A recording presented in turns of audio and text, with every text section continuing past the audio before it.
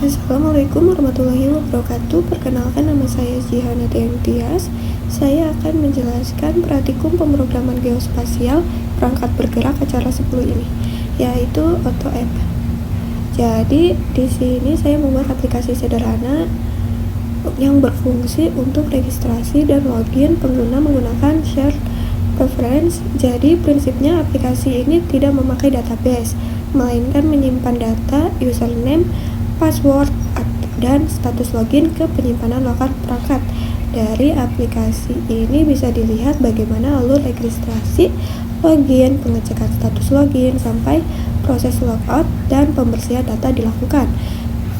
Saya mulai dari file privmanager.kt ini, karena file ini yang menjadi pusat penyimpanan datanya, yaitu privmanager dibuat dengan pola singleton, supaya hanya ada satu instansi yang dipakai oleh seluruh aktivitas. Di dalamnya disisipkan 3 key utama, yaitu is login ini, username, dan password.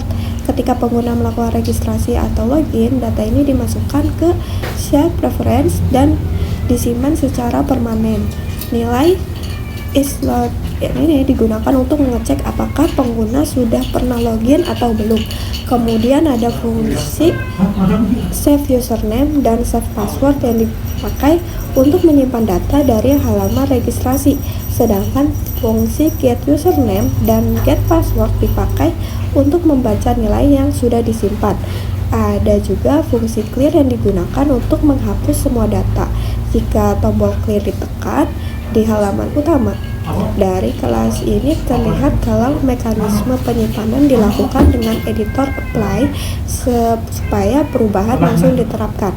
Setelah itu masuk ke login activity.kt, yaitu halaman tempat pengguna melakukan login. Di aktivitas ini digunakan view binding supaya pemanggilan komponen UI lebih rapi saat tombol login ditekan. Aplikasi mengambil input username dan password dari edit text. Kalau salah satu kosong, aplikasi menampilkan peringatan. Namun yang menarik adalah fungsi invalid username password. Fungsi ini membandingkan data input pengguna dengan data yang sudah disimpan di privmanager. Kalau cocok, status login diubah menjadi true. Lalu cek login status dijalankan dalam fungsi cek login status. Aplikasi memastikan apakah status login sudah benar. Kalau betul, aplikasi berpindah ke main activity dengan tes login berhasil. Kalau tidak, akan ditampilkan pesan login gagal.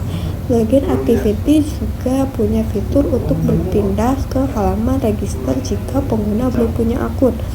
Kemudian bagian selanjutnya adalah register activity.kt. Aktivitas ini hampir mirip dengan halaman login, hanya saja digunakan untuk menyimpan data akun baru ke privmanager. Pengguna diminta untuk mengisi username, password, dan konfirmasi password. Kalau ada yang kosong atau password tidak sama, muncul pesan peringatan kalau semua valid. Privmanager akan menyimpan username, password, dan status login secara langsung. Setelah semua tersimpan, cek login status dijalankan untuk memastikan registrasi berhasil. Lalu pengguna diarahkan ke halaman main activity. Di sini pengguna juga bisa kembali ke halaman login lewat tombol teks yang sudah disediakan. Kemudian saya masuk ke main activity.kt. Halaman ini adalah tampilan pertama yang muncul setelah pengguna login.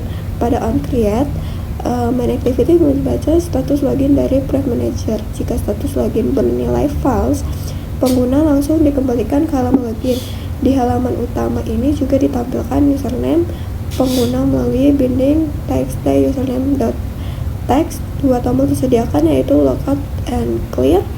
Tombol logout mengubah status login menjadi false lalu mengembalikan pengguna ke login activity. Sementara tombol clear menjalankan fungsi privmanager.clear yang menghapus seluruh data login dan kemudian langsung menutup aktivitas.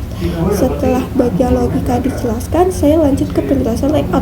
Pertama adalah activity login.xml ini. Layout ini berisi 2 edit text, untuk username dan password, satu tombol login, dan satu text view untuk berpindah ke halaman registrasi. Semua komponennya diposisikan secara vertikal menggunakan linear layout. Input password juga sudah diatur memakai input type text password supaya tidak terlihat secara langsung. Lalu activity register.xml juga memakai linear layout dengan 3 input, yaitu username, password, dan password confirmation. Ada tombol daftar dan teks untuk berpindah ke halaman login. Layout ini dibuat sederhana karena fokusnya hanya untuk memasukkan data. Kemudian berikutnya saya akan menjelaskan activity main XML yang berisi tampilan setelah login. Di sini terdapat text view untuk menampilkan username, lalu tombol logout dan tombol clear. Semua komponennya diletakkan di tengah menggunakan atribut Gravity Center. Layout ini sengaja dibuat simpel supaya lebih mudah mengecek perubahan data selama aplikasi berjalan. File berikutnya adalah Android manifest.xml. Manifest menunjukkan daftar aktivitas yang digunakan aplikasi. Di sini main activity dijadikan activity utama karena memiliki intent filter dengan kategori launcher. Register activity dan login activity juga terdaftar, tetapi tidak diekspor di luar aplikasi. Kemudian setiap aplikasi dideklarasi dengan nama kelasnya dan tema aplikasi diberikan melalui atribut Android theme pada bagian application. Terakhir ada build Gradle KTS yang mengatur versi SDK, library yang dipakai, dan konfigurasi vBinding yang diaktifkan. vBinding menjadi fitur penting supaya komponen UI bisa diakses lebih bersih tanpa find view by ID. Kalau semua file ini digabungkan, alur aplikasinya menjadi jelas. Pengguna membuka out app dan diarahkan ke main activity. Jika belum login, aplikasi otomatis mengirim pengguna ke login activity. Dari halaman login, pengguna bisa masuk jika sudah pernah mendaftar atau berpindah ke halaman register. Ketika register berhasil, username dan password disimpan, lalu aplikasi langsung membawa pengguna masuk ke halaman utama. Dari halaman utama, pengguna bisa keluar lewat tombol logout atau menghapus seluruh data login lewat tombol clear. Pengelolaan status login sepenuhnya dikendalikan oleh Private Manager. Melalui praktikum ini, saya dapat memahami bagaimana proses autentikasi sederhana diterapkan pada aplikasi Android dengan memanfaatkan shared preference, mulai dari penyimpanan data, pengecekan status login, hingga pengaturan navigasi antara laman. Semuanya memberikan gambaran yang jelas tentang alur dasar sebuah aplikasi yang melibatkan otorisasi pengguna. Setiap file yang digunakan saling terhubung dan membentuk satu sistem yang utuh, sehingga lokasi aplikasi yang berjalan dengan baik. Dengan pemahaman ini, ke depannya saya bisa mengembangkan fitur yang lebih kompleks dan aman sesuai kebutuhan aplikasi.